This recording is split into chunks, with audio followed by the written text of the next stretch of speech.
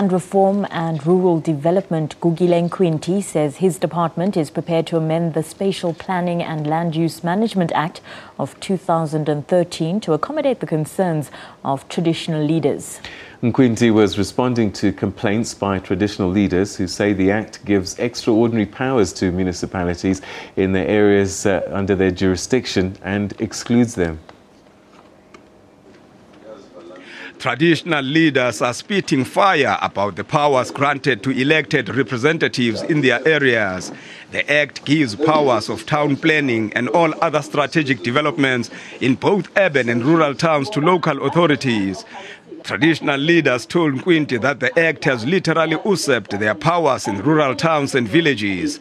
Nkwinti says the current dispute amounts to a clash of different cultures and agrees it must be reconsidered.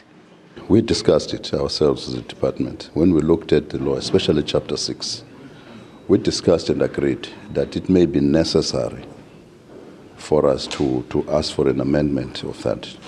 Because at the moment, remember, they are what you would say de facto owners of the land.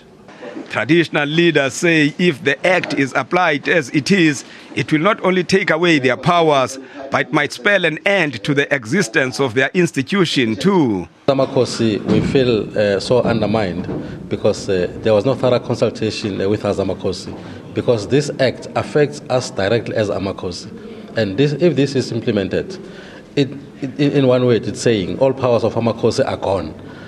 Traditional leaders also appealed to Nkwinti to suspend the implementation of the Act until proper consultations have taken place.